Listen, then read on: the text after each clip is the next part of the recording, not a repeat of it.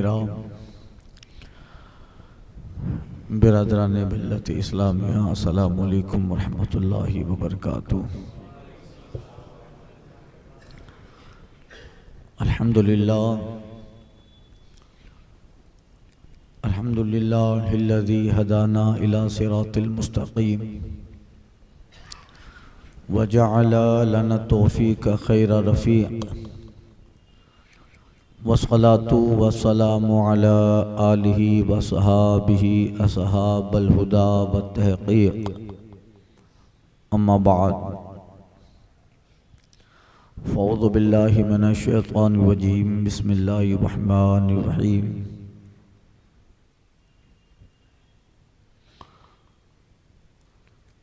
इन औलियाउहु इल्लल मुत्तक़ून, सदक़ल्लाहु व सदक़ रसूलुहुन नबियुल अमीनुल मतीनुल करीम व नहनु अला ज़ालिका लमिनश शाहिदीन व शाकिरीन वल्हम्दुलिल्लाहि रब्बिल आलमीन। बारगाह रहमत आलम, रहमत तमाम, मरकज़ी अक़ीदत ख़त्मी मरतबत मुस्तफ़ा जान रहमत, शमअ बज़्म हिदायत, नौशा बज़्म जन्नत, शहर यारी इरम, ताजदारी हरम, नौबहारी शफ़ाअत, हुज़ूर अहमद मुज्तबा मुहम्मदनिल मुस्तफ़ा सल्लल्लाहु अलैहि वसल्लम में दुरूद मुक़द्दस का नजराना पेश करें। पढ़ें अल्लाहुम्मा सल्लि अला अस्सलातुम व सलामुन अलैका या सय्यदी या हबीबी या रसूल अल्लाह। खुदा वाले दिल की बस्तियाँ आबाद करते हैं, खुदा वाले दिल की बस्तियाँ आबाद करते हैं, असीरे जुल्म को हर कैद से आज़ाद करते हैं। चला आता है बैतुल्ला खुद उनकी ज़ियारत को, चला आता है बैतुल्ला खुद उनकी ज़ियारत को, जो समीम में क़ल्ब से मुस्तफ़ा को याद करते हैं। हज़रात, कल के बयान में सिलसिले चिश्त के बुज़ुर्गों में हज़रत सैयदना शेख अबू इसहाक़ शामी और शेख ममशाद अलवी दैनूरी अलैहिमर रहमा के सीरत और वाक़यात के ताल्लुक़ से अर्ज़ किया। आज इसी सिलसिले की एक कड़ी हज़रत शेख हुबैरा बसरी, उनके पीर व मुर्शिद हज़रत शेख हुज़ैफ़ा मरअशी, उनके पीर व मुर्शिद हज़रत इब्राहिम बिन अदहम, उनके पीर व मुर्शिद हज़रत फ़ुदैल बिन अयाद, और वो खलीफा हैं हसन बसरी अलैहि रहमा के, और हसन बसरी को खिलाफत व इरादत मौलाए कायनात से है।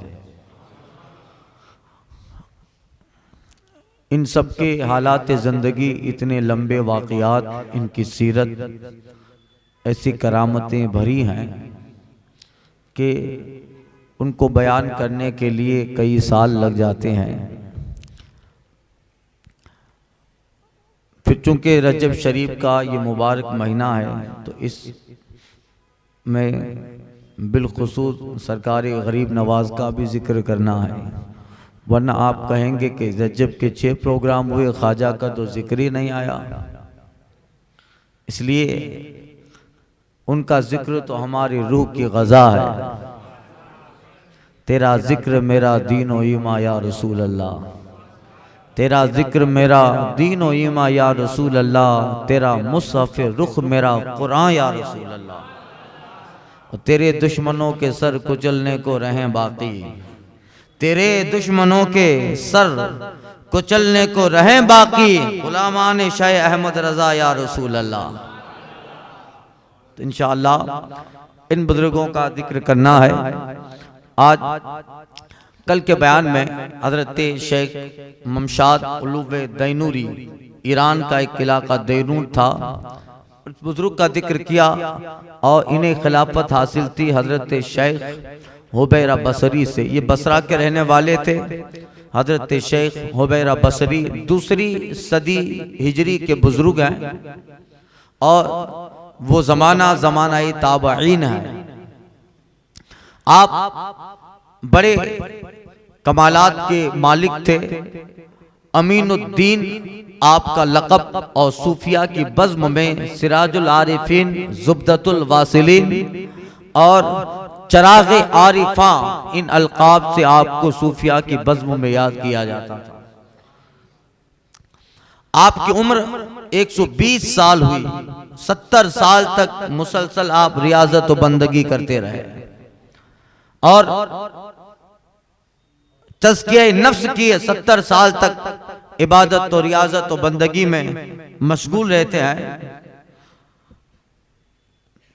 उलूम ज़ाहिरी और बातिनी में माहिर थे। यहां तक के 17 साल की उम्र में आप इल्म ज़ाहिरी और इल्म बातिनी के मालिक बन गए।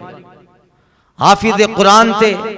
आपने कुरान शरीफ हिफ्ज किया और फिर उस पे इस कदर अमल रहा कि आप रोजाना 1 मर्तबा दिन में और 2 मर्तबा रात में, यानी हर रोज 3 मर्तबा कुरान मजीद का खत्म फरमाते हैं।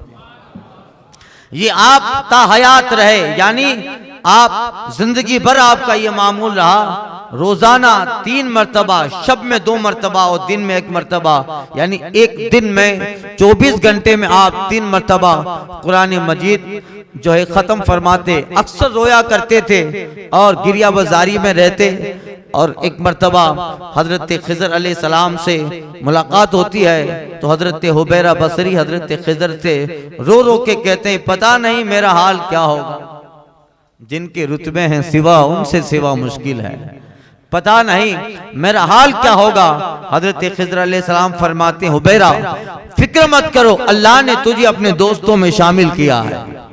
मगर तुम्हें एक पता बताता हूं, उस बारगाह में जाओ और वहां रियाजत और सुलूक की मंजिलें तय करो। हजरत खिज़र ने हजरत हुज़ैफा मराशी का पता दिया और हजरत हुबैरा बसरी उस वक्त के जय्यद सूफी वक्त सदीदुद्दीन हजरत शेख हुज़ैफा बसरी के बारगाह में पहुंचे।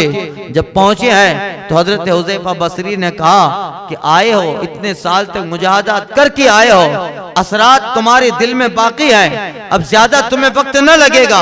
अपने खिरकाए खिलाफत अपने इरादत में शामिल किया, मुरीदों में शामिल किया और 1 हफ्ता 10 दिन न गुजरे कि उन्हें सुलूक की मंजिलों में आलम बातिन तक पहुंचा दिया।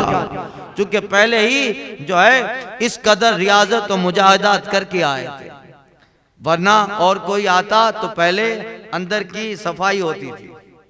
जब अंदर से बिल्कुल साफ हो जाए तब जाके सारे हालात और फिर इरादत में शामिल किया जाए खिरका खिलाफ। मगर यहाँ तो संवरे सवारे आए, अब सिर्फ निस्बत लगाने की जरूरत है। हुजूर आला हजरत जब आले रसूल महरेरवी अलैहि रहमा की बारगाह में पहुंचे थे तो फौरन हजरत शाह बरकात आले रसूल महरेरी ने सारी इजाजत तो खिलाफत आला हजरत को अता फरमाई। किसी ने पूछा था, हजरत आपकी खानका का तो हाल यह है कि मुजाहदात करवाए जाते हैं, रियाजतें करवाई जाती है। मौलाना अहमद रजा आए, आपने सारी चीजें बिलफौर अता फरमा दी। हजरत आले रसूल महरेरवी फरमाते हैं, दूसरी आते हैं उनके बातीन की सफाई की जाती है, तज़किया नफ्स किया जाता है और बातीन की सैकलों कुटाई, और ये करते करते जब उस मकाम पे पहुंचते हैं तब जाके इरादत में शामिल किया जाता है।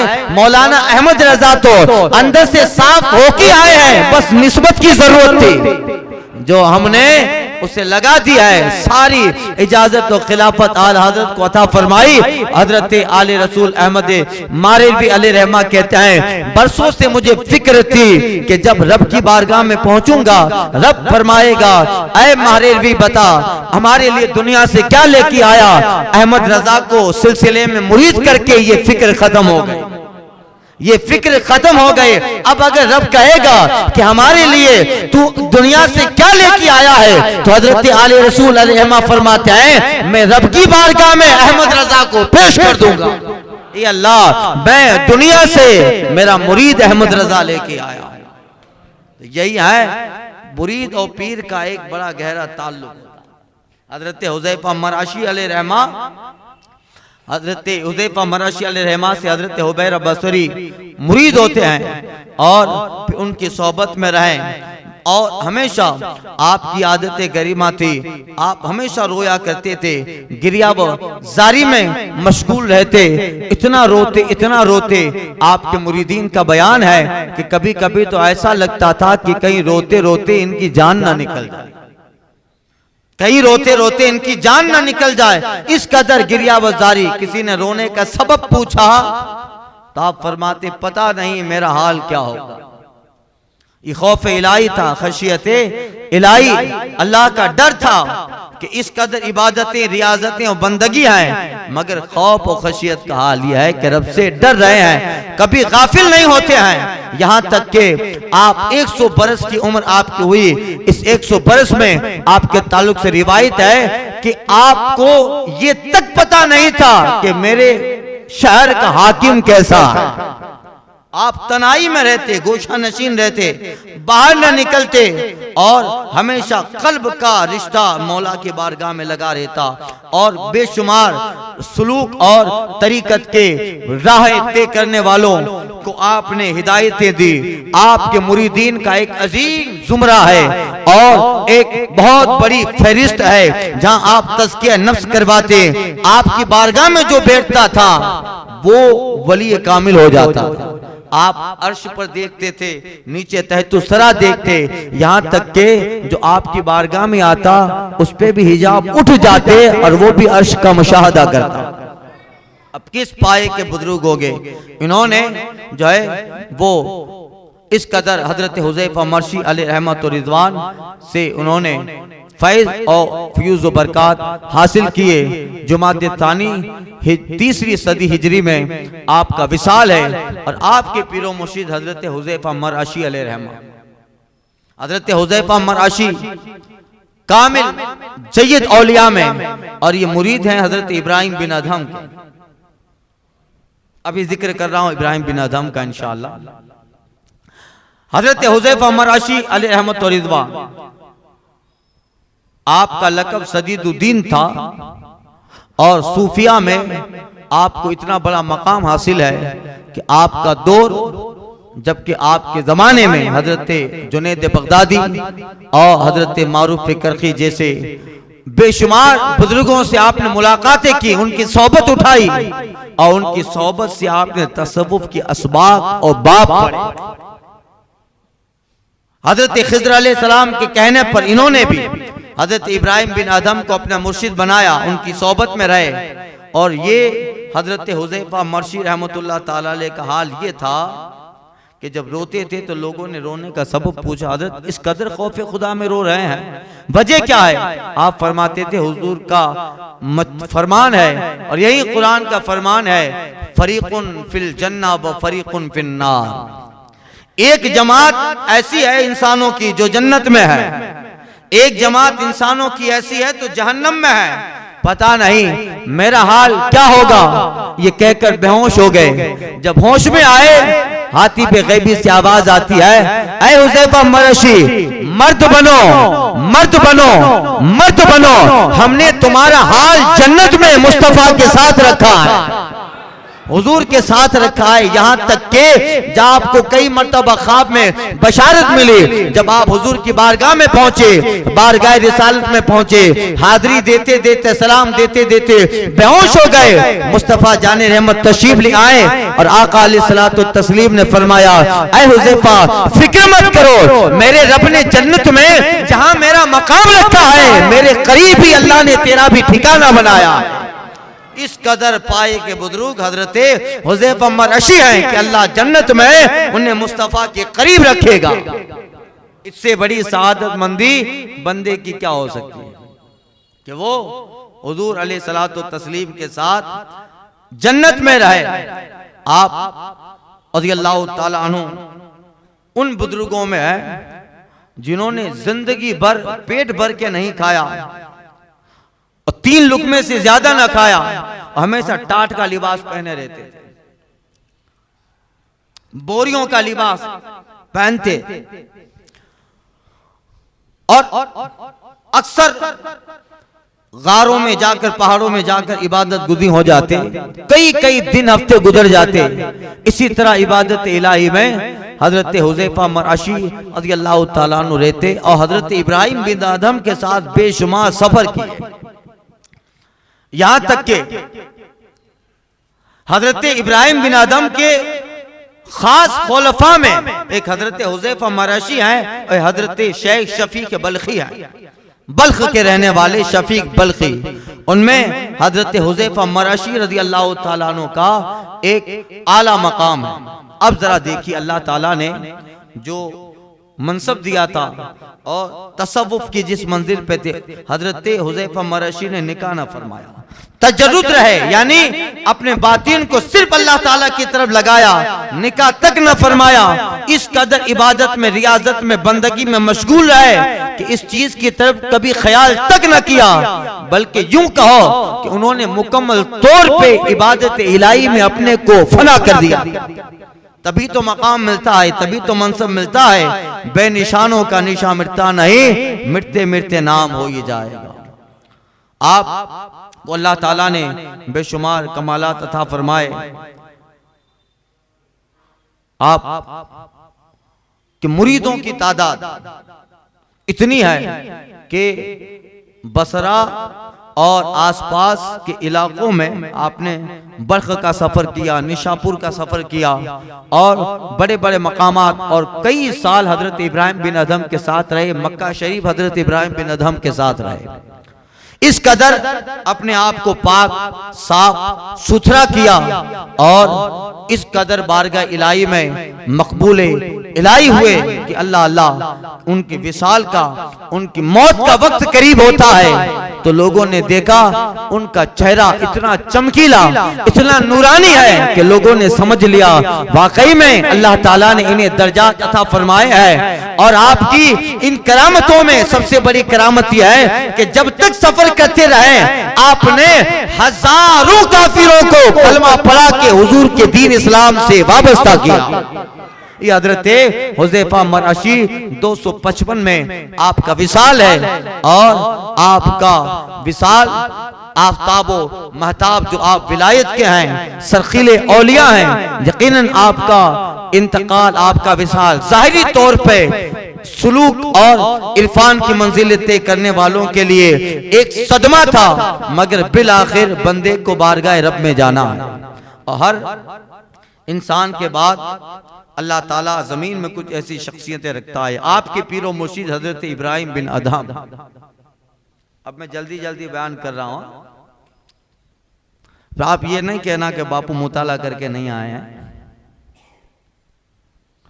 हजरत इब्राहिम बिन अदहम रज़ियल्लाहु ताला अदहम के बेटे और ये बल्ख के बादशाह थे।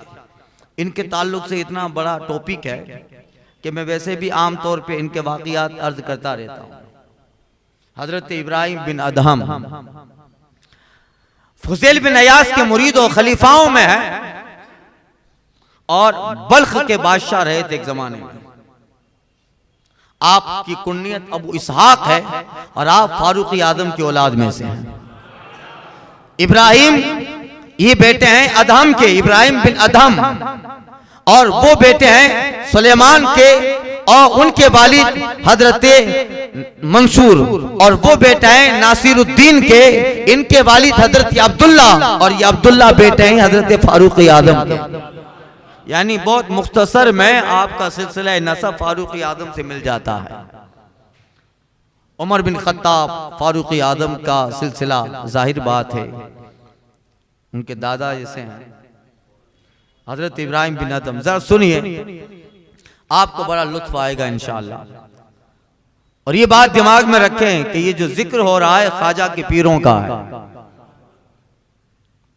हजरत इब्राहिम बिन अदहम के जो वालिद थे अदहम, वो दुर्वेश थे, फकीर, और जंगलों में रहकर इबादत करते थे, रियाजत और बंदगी में मशगूल रहते थे। बल्ख का बादशाह था, वो सैर व सयाहत के लिए निकला करता था। हजरत इब्राहिम बिन अदहम के वालिद हजरत अदहम जंगल में अपनी झोंपड़ी लगा के बैठे इबादत इलाही में मशगूल हैं और मौला की याद में मशगूल हैं। एक मर्तबा ऐसा हुआ कि बादशाह की सवारी गुजरती है, बल्ख का बादशाह सवारी के साथ गुजरता है और पालकियां लगी थी।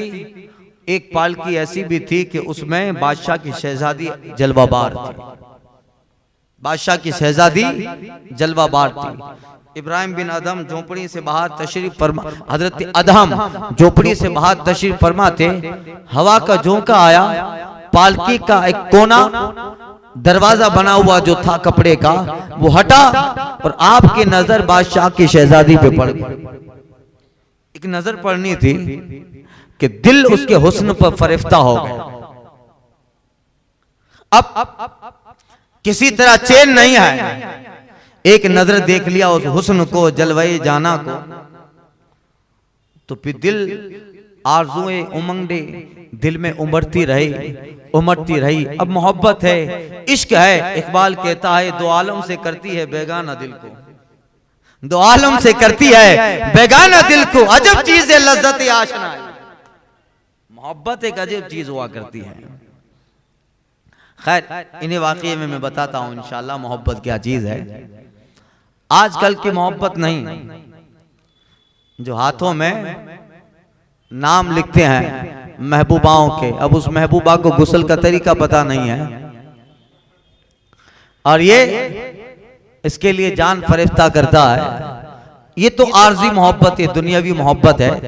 हकीकी मोहब्बत क्या होती है देखिए, आप सुनेंगे इंशाअल्लाह। हजरत इब्राहिम बिन अदहम है, आपके वालिद अदहम ने जब उसको देख लिया दिल उचाट हो गया बगैर कुछ सोचे समझे, जबकि दुर्वेश है। अब देखिए अल्लाह असबाब बनाता है, दुर्वेश है। बादशाह के दरबार में पहुंच गए, कहा बादशाह फकीर दुर्वेश आया है, बुलाओ क्या काम है। बादशाह ने जब देखा तो चेहरे पर रोब है, दबदबा है, चेहरे पर जो है वकार है। बादशाह थोड़ा अंदर से डरा, का दुर्वेश क्यों आए हो हमारे दरबार में, काम क्या है। बिला झिझक कह दिया, ऐ बादशाह सलामत, तेरी शहजादी से निकाह करना है। अब कहां दुर्वेश और कहां शाही बल्ख का बादशाह, मगर चूंकि बादशाह साहिब पे दिल था, ईमानदार था, वो सोचा ऐसे ही बुजुर्ग को मना करेंगे बद्दुआ देगा तो तख्त उलट जाएगा, क्या करे। वजीर से कहता है किसी तरह मना के मामला हल करो, ये तो देख लिया है तो अब उससे निकाह के जिद पर है। वजीर कहता है आप मुझ पे छोड़ दो। खैर वजीर खजाने में गया और शाही एक हीरा था जिसको मरवारीद का हीरा, दुर्रे मरवारीद, एक खास किस्म का मोती था, हीरा था। वजीर वो हीरा लेके आया और वो हीरा अदहम को देता है, ऐ दुर्वेश एक शर्त पे बादशाह की शहजादी से निकाह होगा। वो शर्त का जा इसी हीरे का जोड़ा लेके आ, इसका जोड़ा लेके आ। अब वो दुनिया में एक ही हीरा था जो इस शाही खजाने में था, अब ये फकीर कहां से लेने जाए। खैर अल्लाह पे तवक्कुल किया और तवक्कुल करके निकल गए। पता चला कि ये हीरा खुशकी में नहीं है, ये तो समंदर की तह में होता, समंदर की तह में है। बल्ख का समंदर जहां मिलता था, किनारे खड़े हो गए और कटोरे से समंदर साफ करने लगे, कटोरे से समंदर साफ करने लगे। दो आलम से करती है बेगाना दिल को, अजब चीज है लज्जत आशनाई। अल्लाह अल्लाह, मेहनत करते रहे। अब मोहब्बत जब हकीकी होती है तो फिर आदमी दुनिया को सर कर लेता। बहुत दिन तक मेहनत करते रहे, क्या देखा, कुछ ना हासिल हुआ। हजरत उसकी मोहब्बत मेहनत को देखकर हजरत खिज़र अलैहिस्सलाम तशरीफ लाते हैं। ऐ मर्द खुदा, अगर जिंदगी भर इसको साफ करता रहेगा तब भी ये दरिया खुश्क ना होगा। तो कहा अब करूं क्या। फिर दिल में ख्याल आया चलो इसी दरिया में गर्क हो जाता हूं। जब मोहब्बत ने इतना फारिफ्ता किया है, अब दरिया में गर्क होना चाहते हैं। हजरत खिज़र ने पकड़ लिया, हजरत खिज़र ने अपनी ताकत से दरिया में हाथ डाला और जैसा बादशाह के वजीर ने कहा था उसी तरह, बल्कि उससे ज्यादा बड़ा चमकीले 11 मोती निकाल कर हजरत अदहम को अता फरमा दिया। कहा ले जा बादशाह के पास। अब बादशाह के पास लेकर पहुंचा है। सारे दरबारी हैरान है कि फकीर को मिल कहां से गया। अरे फकीर है भाई, फकीर है जो शाहों के खजाने में नहीं होता है, वो इनकी कुटिया में होता है। मत पूछ इन खिरका पोशों के इरादतों तो देख लें, यदे बेजा लिए बैठे हैं अपनी आस्तीनों में। अगर है सो की यकीन तो कर खिदमत फकीरों की, नहीं मिलता ये गौर बादशाहों के खजीनों में। ये जो है हाल है। अब बादशाह हैरान हुआ कि शर्त तो पूरी हो गई। वजीर कहता है फिक्र मत करो, मैं भी समझा देता हूं।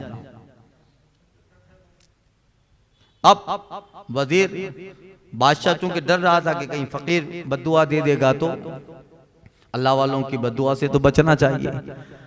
अब वजीर ने उसको पकड़ा, हजरत अदहम को, और गेट से बाहर निकाल दिया। कहा तू कहां दुर्वेश, कहां फकीर और कहां बादशाह की शहजादी से तेरा निकाह। चल निकाल के धक्का मार के महल से निकाल दिया। ये बेचारे अफसुर्दा गम की हालत में जंगल में अपनी झोपड़ी में पहुंचे। या निकले, वहां बादशाह के महल में बादशाह की लड़की को बुखार आया। बुखार आया, सख्ता तारी हुआ। थोड़ी देर के अंदर क्या देखा, बादशाह के पूरे महल में खबर फैल गई, बादशाह की शहजादी का इंतकाल हो गया। अल्लाह अल्लाह। ये अब बादशाह ने वजीर को बहुत डांटा, मारा। उस दुर्वेश और फकीर की वजह से ये सारा हुआ। खैर एक शोक छा गया, मातम छा गया, और बादशाह की शहजादी का विसाल हुआ। अब शाही है, शहजादी है, अच्छी तरह एहतमाम किया गया। जनाजा तैयार हुआ और कब्रिस्तान, बल्ख के शहर के किनारे कब्रिस्तान था, कब्रिस्तान में ले जाया गया। अब अदहम को भी जब पता चला, वो भी पीछे पीछे टाट का कंबल ओढ़े देखने आए, क्योंकि उसके दिल में तड़प थी कि एक नजारा तो देख लो। खैर सारी चीजें हुई, दफन करके चले गए। रात आधी गुजरी, सिपाही भी जब चले गए तो अदहम जो थे उनकी कब्र के पास बैठ के रोने लगे। फिर मोहब्बत ने जोश मारा, और मोहब्बत ने ऐसा जोश मारा कि अपने आप को रोक ना पाए, कब्र खोदी और उस शहजादी के जिस्म को निकाल के अपने झोंपड़े में ले आए। अपने झोंपड़े में लाए और उसको दीवार से ऐसे लगा दिया, बिठा दिया, और सारी रात उनका मुशाहदा करते रहे। इत्तिफाक यूनान का एक तबीब था, वो बल्ख में बादशाह से मुलाकात करने आया, मगर उसको बल्ख में पहुंचते पहुंचते बड़ी देर हो गई। सोचा अभी तो शाही दरवाजे बंद होंगे, शाही गेट बंद होगा, करूं क्या। तो इसी फिक्र में कि सुबह बादशाह से मुलाकात करूंगा, होता होता शहर से बाहर निकला तो झोपड़ी में चिराग दिखता जलता दिखाई दिया। जब देखा कहीं ये किसी फकीर की कुटिया लगती है, चलो गए तो अजीब माजरा था। अदहम बैठे हैं और वो लड़की सामने है। फकीर ने माजरा, फकीर से सारा माजरा पूछा, वो यूनान का तबीब था। दुर्वेश ने, अदहम ने सब कुछ बता दिया।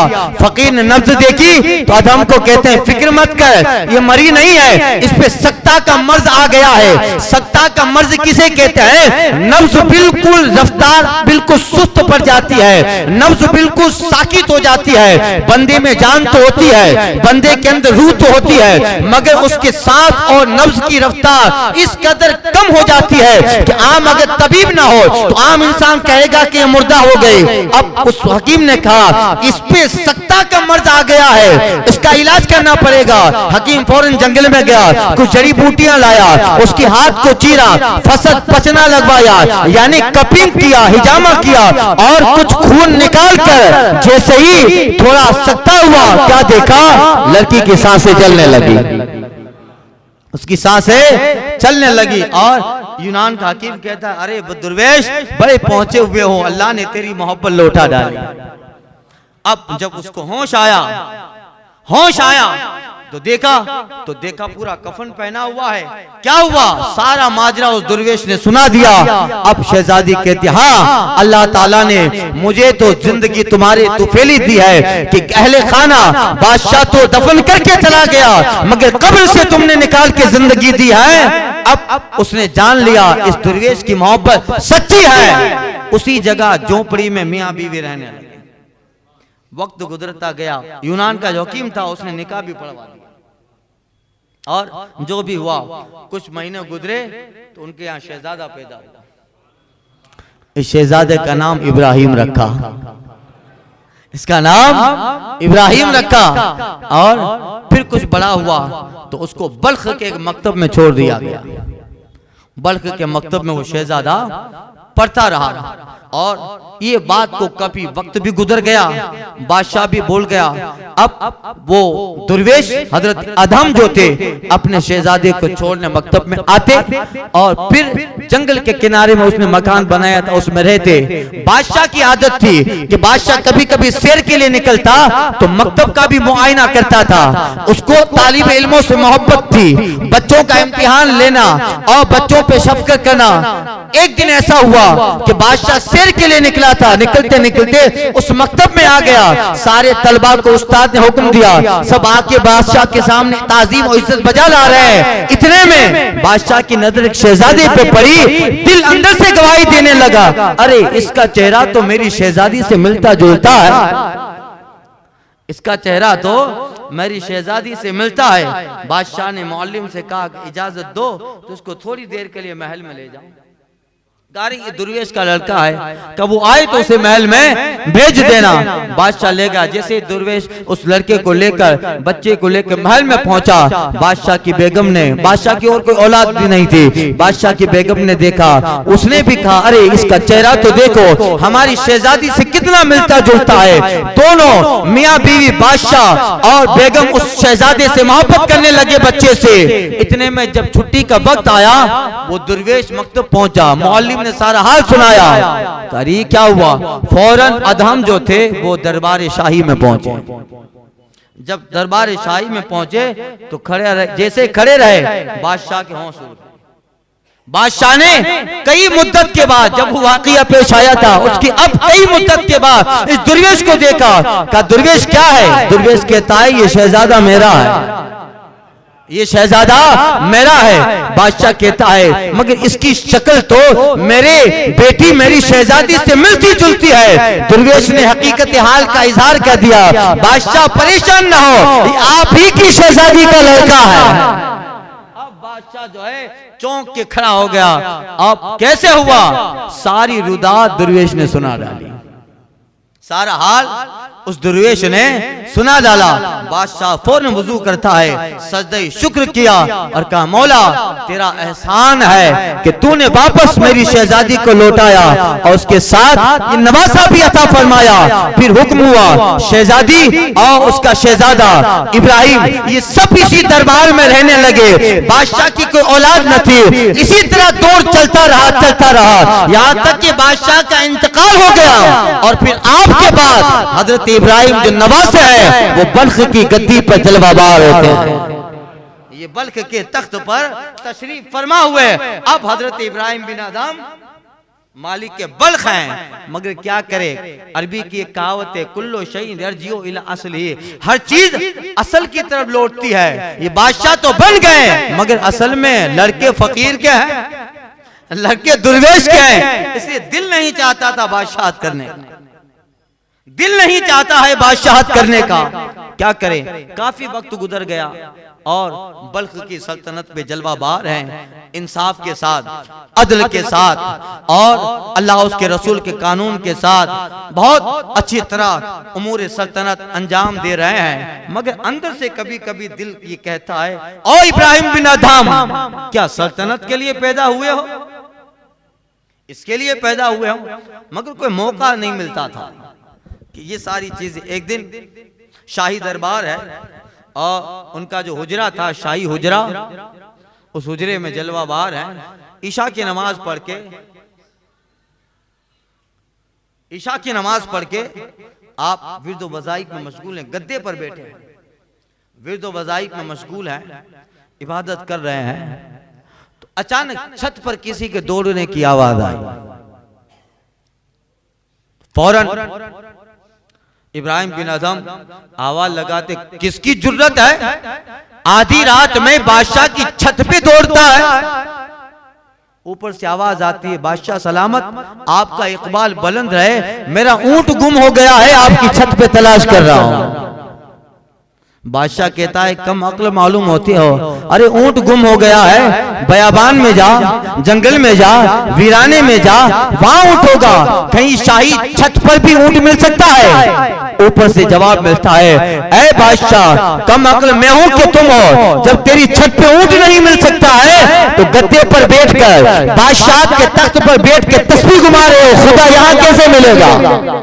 खुदा यहाँ कैसे मिलेगा? मेरा ऊंट जब छत पे नहीं मिल सकता है तो तुझे खुदा का पता भी यहाँ नहीं मिल सकता है। तुझे भी खुदा को ढूंढना है, तख्त को छोड़कर वीरानों जंगल को अपना मस्कन बनाना होगा। ये आवाज आती है, दिल पे लग जाया, दिल पे ये आवाज लग गई, अल्लाह अल्लाह। अब दिल मुकम्मल तौर पे दुनिया से उछाट हो गया, मुकम्मल तौर पे दुनिया से दिल बर्दाश्त हो गए।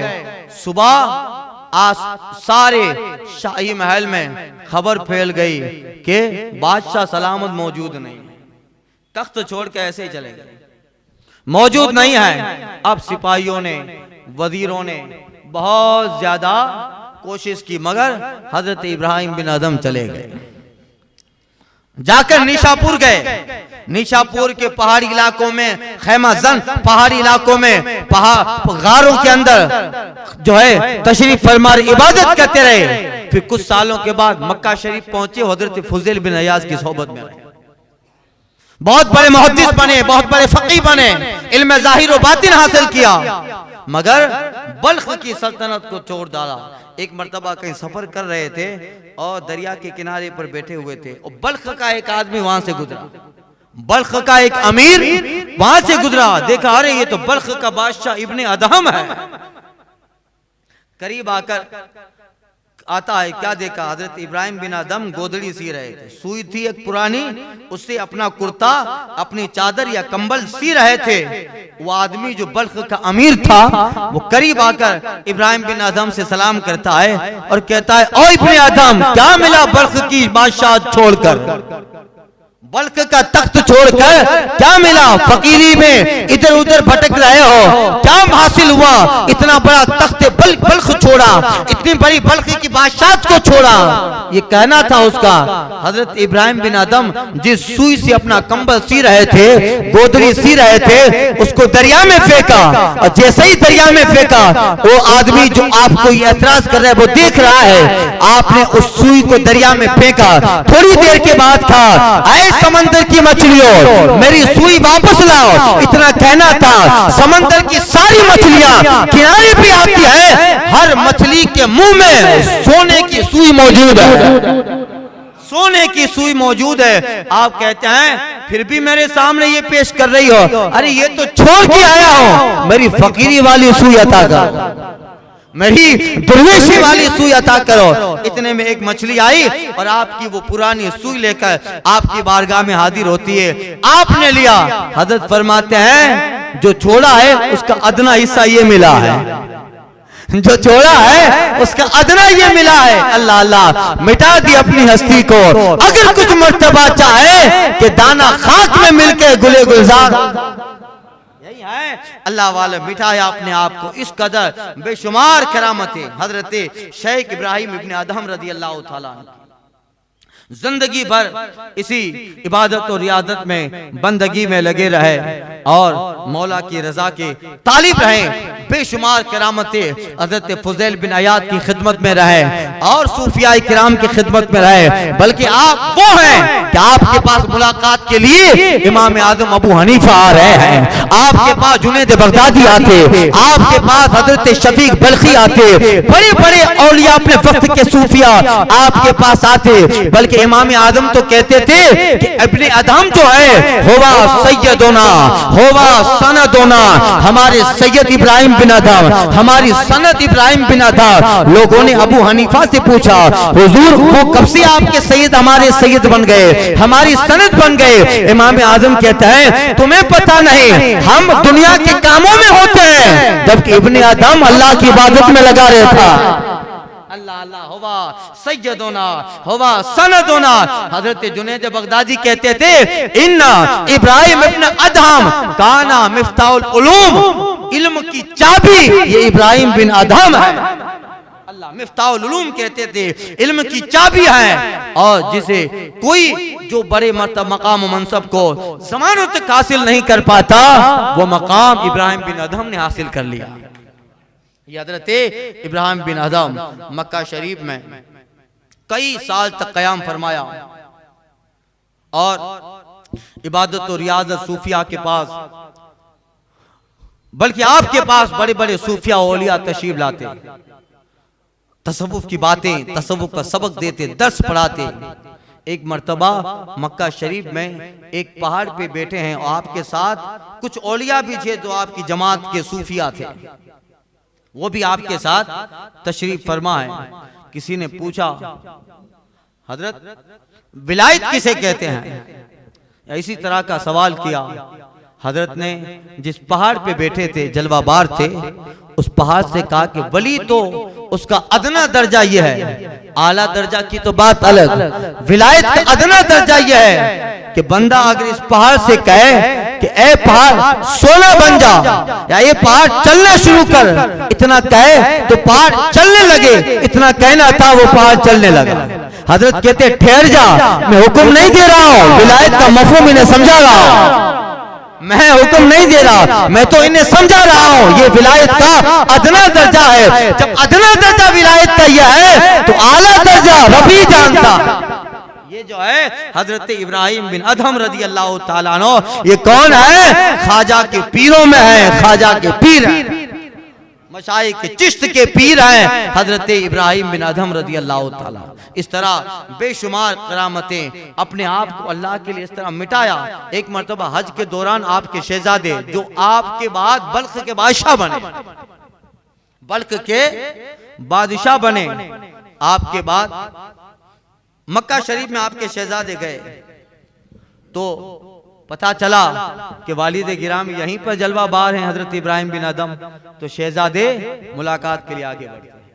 तो चूंकि आपको बचपने में अपने उस बेटे से बहुत मोहब्बत थी, जब इतने साल के बाद अपनी औलाद को देखा, अपने शहजादे को देखा, फर्त मोहब्बत पिदरी ने जोश मारा और अपने बेटे को देखकर बड़े खुश हो गए। फौरन हाथी पे गैबी से आवाज आती है, ऐ इब्ने अदहम, यही मोहब्बत है कि बेटा देखा तो हमें भूल गए? यही मोहब्बत है कि बेटा देखा तो हमें भूल गए? फौरन जो है दिमाग तसव्वुफ में घूमने लगा, मुराकबे में, मैंने ये क्या किया?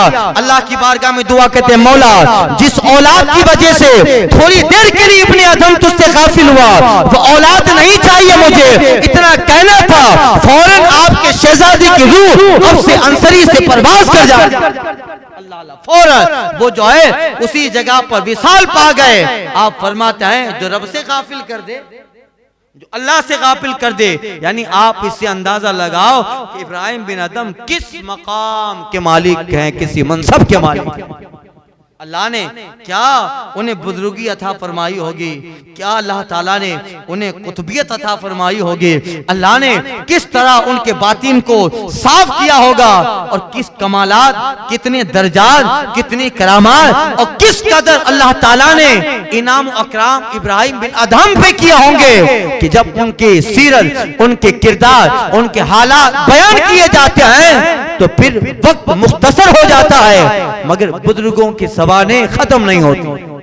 हजरत इब्राहिम इब्ने अदहम रज़ी अल्लाह ताला बेशुमार करामतें मक्का में रहे और बारगाह रिसालत माब सल्लल्लाहु अलैहि वसल्लम में हजरत इब्राहिम बिन अदहम की हाजिरी होती। और एक रिवायत आपके तख्त छोड़ने की ये भी मिलती है कि एक दिन आप तख्त पे जलवाबार हैं, बादशाह के गद्दी पर बैठे हैं, और एक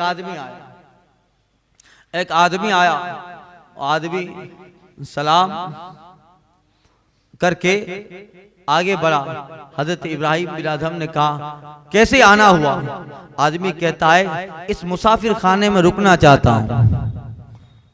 इब्राहिम बिन अदहम जलाल में आए, तुझे ये मुसाफिर खाना दिखता है? ये महल था बादशाह का, मुसाफिर खाना दिखता है, सराय है, ये सराय है, सराय माने मुसाफिर खाना। तो आने वाला कहता है ऐ बादशाह सलामत, आपसे पहले कौन था इधर? कहा मेरे वालिद, उससे पहले कहा उनके ससुर थे, उससे पहले कहा उससे पहले उनके बाप, इससे पहले कहा इससे पहले उनके बाप। तो बताइए मुसाफिर खाना किसे कहते हैं? जहाँ कोई रुकता नहीं है, एक के बाद दूसरा आता है, वही तो मुसाफिर खाना, वही तो सराय है। बताओ मैंने कुछ गलत कहा हो तो सजा दे। ये जुमला कहना था कि हजरत इब्राहिम बिन अदम को हकीकत हाल पता चल गई और हजरत इब्राहिम बिन अदम कहते हैं मगर तू आया कहां से है? का बादशाह मत पूछ मैं कहां से आया, मैं तो अल्लाह का बंदा हजरत खिजर हूं, मैं अल्लाह का बंदा हजरत खिजर हूं और तुम्हें सही राह दिखाने आया हूं। ये कहकर महल से जनाब खिजर गायब हो जाते हैं। हजरत इब्राहिम बिन अदम इस तरह के बेशुमार वाकयात, करामतें और हालात हजरत इब्राहिम बिन अदम के तसव्वुफ में आपका कोई जवाब नहीं है। सूफिया की फहरिस्त में आपका नाम बहुत आला, आपका नाम सरे फहरिस्त है। विलायत में आपका जवाब नहीं, करामत में, खाजगियत में, कुतबियत में, बल्कि अल्लाह ताला ने इब्राहिम बिन अदम की जात को आने वाले सूफिया के लिए एक मिसाल बनाकर पेश फरमाया। इतने बड़े, यानी उनकी पूरी जिंदगी का मकसद ये था कि दुनिया कुछ नहीं है। इब्राहिम बिन अदम की जिंदगी का मकसद ये था कि दुनिया कुछ नहीं है, जो कुछ है वो रब ही है, रब ही है। इसलिए आप एक मर्तबा आपके साथ आपके शागिर्द हजरत हुज़ैफा मरअशी हैं और रास्ता तय कर रहे हैं, सफर कर रहे हैं। रास्ते में एक दिन खाना खत्म हो गया। हजरत इब्राहिम बिन अदम अपने खलीफा हजरत हुज़ैफा मरअशी से कहते हैं भूख लगी है? कहाँ भूख लगी है? अब सुनसान रास्ता था, पहली मर्तबा उस जगह जाना था। हजरत इब्राहिम बिन अदम एक वर्क लेते हैं, कागज लेते हैं और कागज पे लिखते हैं बिस्मिल्लाहिर रहमानिर रहीम फ़इन्नकल मतलूब अल्लाहु बिकुल्लि हालिन। ये लिखा और अपने शागिर्द खलीफा हुज़ैफा मरअशी अलैहिर्रहमा को दे दिया। कहा जाओ ले जाओ, सफर करो, यहाँ से जाओ, जो सबसे पहले इंसान मिले उसे दे देना, उसे दे देना। अब वो जंगल का इलाका, बयाबान इलाका और वहां पहली मर्तबा दौरा है। अब देखिए अल्लाह वाले कहां कहां उनकी निगाह होती है, कहां कहां अल्लाह ताला ने उन्हें जो है नजरें अता फरमाई है। कैसी? आपकी शागिर्द हजरत हुज़ैफा मरअशी अलैहिर्रहमा वो लेकर चले, थोड़ी देर चलते हैं एक इंसान मिला, घोड़े पर ऊंटनी पे सवार है। हजरत हुज़ैफा मरअशी ने वो वर्क दे दिया जिसमें लिखा था बिस्मिल्लाहिर रहमानिर रहीम फ़इन्नकल मतलूबु बिकल्लाहु बिकुल्लि हालिन। यानी तेरा मकसद हर हाल में अल्लाह है, तेरा मतलब हर हाल में अल्लाह है, मकसद सिर्फ अल्लाह है और कोई नहीं। का ये किसने दिया? का ये लिखने वाला कौन? लिखने वाला कहाँ है? हजरत हुज़ैफा कहते हैं वो लिखने वाला पूरा जगह है। अब जो आने वाला इंसान था जिसको हजरत हुज़ैफा मरअशी ने ये वर्का दिया था वो अजनबी है इनके लिए, मगर वो आने वाला क्या था रब जाने। वो वर्का पढ़कर उसने चूमा अपने हाथों से, उसको बड़ी एहतमाम इज्जत के साथ अपने जेब में रखा और उसके पास तकरीबन 3000 सोने के सिक्के थे। इस वर्के के बदले में वो हुज़ैफा मरअशी को अता फरमा दिया। यानी हजरत इब्राहिम बिन अदम की करामत है कि आप फरमाते जा ले जा, इससे तुम्हें ये चीज मिलेगी। ये अल्लाह ताला ने कमाल अता फरमाया। इसलिए बेशुमार करामतें और आपको अल्लाह ताला ने ऐसी जिंदगी, ऐसी हयात अता फरमाई थी। अल्लाह अल्लाह फुज़ैल बिन अयाज आपके पीरो मुर्शिद हैं और हजरत फुज़ैल बिन अयाज कल के बयान में इंशाअल्लाह वक्त खत्म हो गया, कल के बयान में उनका जिक्र करूंगा कि हजरत फुज़ैल बिन अयाज जिंदगी के इब्तदाई हालात में तो डाका जनी किया करते थे, चोरी और काफिला को लूट लेना, काफिले को मार देना, माल लूट लेना, ये इनका हाल था। मगर अचानक एक वाकया पैदा होता है और उसने हजरत फुज़ैल बिन अयाज की जिंदगी बदल के रख डाली। फिर ऐसी जिंदगी बदली, ऐसी जिंदगी बदली कि अल्लाह अल्लाह यही क्या कम है कि फुज़ैल बिन अयाज के शागिर्द और उनके मुरीदों में इब्राहिम बिन अदम जैसा इंसान पैदा फरमाया। और ये कम है कि इनका सिलसिला जब आगे बढ़ा है तो इनके मुरीदों में अल्लाह ने मोइनुद्दीन चिश्ती जैसी शख्सियत को जलवाबार फरमाया। ये हजरत फुज़ैल बिन अयाद और ये हजरत इब्राहिम बिन अदम है। बेशुमार आपकी करामतें हैं, अभी दिमाग में उनकी और 2-4 करामतें हैं, मगर वक्त मुझे इसकी इजाजत नहीं दे रहा है। इंशाअल्लाह आइंदा के बयान में हजरत इब्राहिम बिन अदम के पीर व मुर्शिद व मुरब्बी हजरत फुज़ैल बिन अयाद का जिक्र करना है। 225 जुमात सानी के महीने और 225 में गालिबन तीसरी हिजरी में हजरत इब्राहिम बिन अदम रज़ी अल्लाह ताला अन्हो का विसाल है। और रिवायत है कि आपकी कब्र आपके जिस्म मुबारक से समानों तक खुशबू आती रहे और औलिया और सालिहीन आपसे फयूज़ व बरकत हासिल करते रहे। अल्लाह ताला उनके कब्र पर रहमत व अनवार की बारिश फरमाए। उनका मजार बताया जाता है कि जहाँ हजरत लूत अलैहिस्सलाम का मजार है, उसी मकबरे में हजरत इब्राहिम बिन अदम का मजार बताया जाता है। अल्लाह ताला उनके कब्र पर रहमत व अनवार की बारिश करे, अब्र करम उनके मरकत पे गौर बारी करे, हश्र तक शान करीम नाज बरदारी करे, हजारों रहमतें हो ऐ अमीर कारवां तुझ पर, फना के बाद भी बाकी है शान रहबरी तेरी। सबा वो चले के बाग फले, वो फूल खिले के दिन हो भले, लेवा के तले सना में खुले रजा की ज़बां तुम्हारी।